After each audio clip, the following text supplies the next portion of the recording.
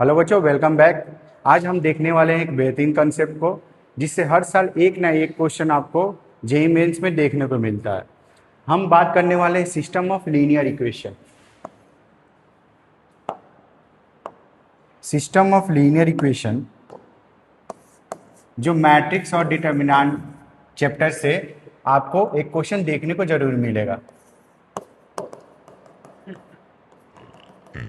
Generally यहाँ पे 3 variable का इक्वेशन से क्वेश्चन पूछता है। तो 2 वेरिएबल का तो ऑलरेडी हम लोग 9th क्लास में हम ऑलरेडी देख चुके होते हैं कैसे सॉल्व करना है। सब्स्टिट्यूशन मेथड से सॉल्व करना या एलिमिनेशन मेथड से हम लोग सॉल्व करना सीखते हैं। लेकिन यहाँ पे आपको 3 वेरिएबल का इक्वेशन पूछा जाएगा। जैसे हम एक 3 वेरिएबल का इक्वेशन लेते हैं, पहले इसके पीछे का कंसेप्ट देख लेते हैं और अगले क्लास में हम लोग एक क्वेश्चन लेंगे। ओके, तो जैसे यहाँ पे आपके पास एक इक्वेशन दिया हुआ है,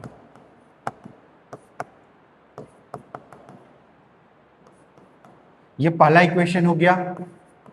ये linear equation in three variable है, क्योंकि यहाँ पे 3 वेरिएबल आपको देखने को मिल रहा है, एक्स वाई और जेड।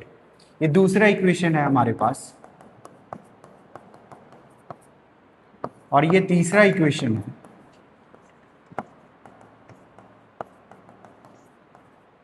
तो ये हमारे पास जो इक्वेशन दिया हुआ है लीनियर इक्वेशन है, इसको अगर हम सॉल्व करने जाएंगे अपने ट्रेडिशनल मेथड से तो हम इसको सॉल्व नहीं कर सकते हैं। इसके लिए आपको 2 वेरिएबल में इसको कन्वर्ट करना होगा, फिर जाके आपको सॉल्व करना होगा। वो लेंथी प्रोसेस है। लेकिन हम 12th में एक चैप्टर पढ़ते हैं मैट्रिक्स और डिटर्मिनेंट, उसके थ्रू हम इसको इजीली सॉल्व कर सकते हैं। तो जैसा कि आपको यहाँ पे स्क्रीन पे एक इक्वेशन दिख रहा है, 3 इक्वेशन है। तो ये यहाँ पे अगर हम देखें कांस्टेंट, अगर ये तीनों कांस्टेंट एक साथ 0 हो जाएगा तो इसको हम लोग होमोजीनियस इक्वेशन बोलते हैं। और इन तीनों में से एटलीस्ट 2 0 नहीं होना चाहिए, तो ये नॉन होमोजीनियस इक्वेशन है। ये क्या है? नॉन होमोजीनियस इक्वेशन है। तभी हम नॉन होमोजीनियस इक्वेशन का कंडीशन देखने वाले हैं। होमोजीनियस इक्वेशन, तो यहाँ पे हम एक डिटर्मिनेंट बनाएंगे। पहला एक कोफिशिएंट मैट्रिक्स का डिटर्मिनेंट बनाएंगे। जितने भी वेरिएबल है उसके कोफिशिएंट से एक डिटर्मिनेंट बनाया जाता है, उसको हम लोग डी बोलते हैं। तो यहाँ पहला रो में क्या आएगा? A1 आएगा, B1 आएगा, C1 आएगा। बच्चों, ये आप लोग को लिखने आना चाहिए। अगर यही रेट लिखने नहीं आएगा तो आप लोग क्वेश्चन सॉल्व नहीं कर पाओगे। दूसरा रो क्या आएगा? सेकेंड इक्वेशन का जो कोफिशिएंट है, वेरिएबल का जो कोफिशिएंट है A2, B2, C2, और तीसरे में A3, B3, C3। उसके बाद आपको और 3 डिटर्मिनेंट निकालना होगा। और ये कैसे निकालेंगे? जैसे ये dx है, dx किस लिए यूज करेंगे? x की वैल्यू निकालने के लिए। तो dx कैसे लिखा जाएगा? तो बच्चों क्या करना है, ये सिंपल सा है। ये हमारे पास कांस्टेंट है, कांस्टेंट को उठा के x के जगह पे रख देना है। तो सिंपल सा ये वाला पहला कॉलम है रिप्लेस हो जाएगा कांस्टेंट से। तो यहाँ पे आ जाएगा d1, d2, d3, b1, b2, b3, c1, c2, c3। उसके बाद हम लोग dy लिखेंगे। तो dy भी सिंपल सा है। आप लोग एक पैटर्न समझिए, dy निकालना है। dy y की वैल्यू निकालने के लिए हेल्प करेगा। तो dy की जगह पर हम क्या करेंगे? इस कांस्टेंट को उठा के यहाँ पे रिप्लेस कर देंगे। सिंपल सा कॉपी कर देना है। तो ये पहला वाला जो है b1, b2, b3 है, उसके जगह पे क्या आ जाएगा? d1, d2, d3, और a1, a2, a3, c1, c2, c3। और फिर हम dz भी निकालेंगे, जिससे हम z की वैल्यू निकाल सकते हैं। तो यहाँ पे सिंपल सा क्या काम करना है? फिर से कांस्टेंट को रिप्लेस कर देना है ये c1, c2, c3 वाले कॉलम में। तो यहाँ पे a1 आ गया, a2 आ गया, a3 आ गया। ये हम आपको थ्योरी पढ़ा रहे हैं, इस पे हम क्वेश्चन जेईई मेंस में हम दिखाएंगे। हर साल इसमें एक क्वेश्चन आपको देखने को मिलता है। तो जिन भी बच्चों का थ्योरी मिस हो गया है वो यहाँ से कंप्लीट कर सकते हैं। ऐसे ही हम एक सेशन लाते रहेंगे जहाँ पे कंसेप्ट PYQ ऐसा हम डिस्कस करेंगे। चलिए, अब हम बात करते हैं x कैसे निकाला जाएगा, y कैसे निकाला जाएगा, z कैसे निकाला जाएगा। तो x कैसे निकालेंगे बच्चों? तो x निकालने के लिए हम लोग यूज करते हैं d1 upon dx upon d। y निकालने के लिए हम लोग यूज करेंगे dy अपॉन d, और z निकालने के लिए dz अपॉन d। तो यहाँ से एक कंडीशन निकालना होता है डी के लिए, अगर डी हमारे पास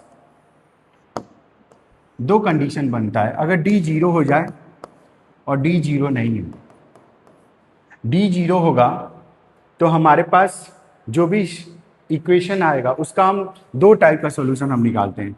जैसे कंडीशन होता है डी एक्स डी वाई और डी जेड, तीनों वेरिएबल जीरो हो जाए और डी भी जीरो हो, तो वहाँ पे हमें क्या मिलता है, इन्फानाइट सॉल्यूशन मिलता है। इन्फानाइट सॉल्यूशन का मतलब बच्चों क्या होता है, जो भी लाइन है कॉन्सिडेंट हो गई है, एक पे एक हो गई है, कॉन्सिडेंट लाइन का कंडीशन है, और वहाँ पे हमें इन्फानाइट सॉल्यूशन मिलेगा। दूसरा इसमें एक और कंडीशन होता है, जब तीनों वेरिएबल एक साथ जीरो ना हो।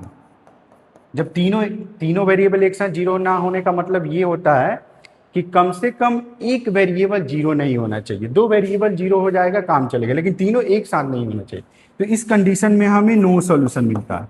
नो सॉल्यूशन का मतलब पैरेलल लाइंस, पैरेलल लाइंस कभी भी क्या होगी, इंटरसेक्ट, ना इधर इंटरसेक्ट करेगी और ना ही कॉन्सिडेंट होगी। ओके, अब यहाँ पे जो भी सॉल्यूशन मिलता है, सिस्टम यहाँ पे कंसिस्टेंट दो टाइप का सॉल्यूशन मिलता है, सिस्टम होता है, एक कंसिस्टेंट सॉल्यूशन होता है, कंसिस्टेंट सिस्टम होता है, दूसरा होता है इनकंसिस्टेंट। तो कंसिस्टेंट में हमें सॉल्यूशन मिलता है, इनकंसिस्टेंट में सॉल्यूशन नहीं मिलता है। अब यहाँ भी दो कंडीशन बनता है बच्चों, ये जितने भी कंडीशन है आप लोग को याद होना चाहिए, नहीं याद होगा क्वेश्चन नहीं बनेगा। तो कंडीशन याद हो जाता है, आप लोग प्रैक्टिस करोगे याद हो जाएगा। तो यहाँ पे कंडीशन क्या बनता है, सेम यहाँ पे कंडीशन बनेगा, जब तीनों वेरिएबल एक साथ जीरो आ जाए तो यहाँ पे ट्रिवियल सॉल्यूशन मिलता है। ट्रिवियल सॉल्यूशन का मतलब होता है बच्चों, लाइन क्या होगी, ओरिजिन पे इंटरसेक्ट कर रही है, ओरिजिन पे इंटरसेक्ट कर रही है। तो ओरिजिन पे हम जानते हैं एक्स भी जीरो होता है, वाई भी जीरो होगा और जेड भी जीरो होगा। अगर तीनों एक साथ जीरो ना हो तो हमारी जो भी लाइन होगी वो ओरिजिन के अलावा कहीं और पे इंटरसेक्ट करेगी, नॉट ऑल जीरो। तो इस केस में नॉन ट्रिवियल सॉल्यूशन मिलता है। तो ये सारे कंडीशन हैं जो आपके क्वेश्चन में आपको लगाना पड़ेगा, तभी आपसे क्वेश्चन होगा। तो यहाँ पे हमें यूनिक सॉल्यूशन मिलता है, ये यूनिक सॉल्यूशन का कंडीशन है।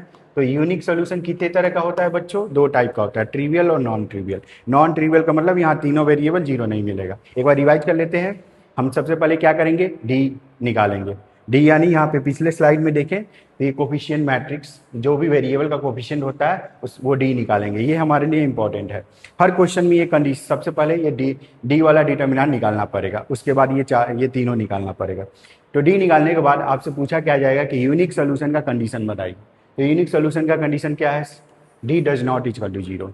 ओके, अगर इनफाइनाइट सोल्यूशन का कंडीशन लाना है तो डी जीरो होना चाहिए और साथ ही साथ तीनों वेरिएबल जीरो होना चाहिए। अगर नो सॉल्यूशन चाहिए तो हमें डी जीरो करना पड़ेगा और तीनों डी एक्स डी वाई और डी जेड में से कोई ना कोई एक जीरो नहीं होना चाहिए। Thank you. और इस पे हम क्या करेंगे, अगले क्लास में हम क्वेश्चन लेके आएंगे, क्योंकि बिना क्वेश्चन के आप लोग समझ नहीं सकते हैं। Okay, thank you.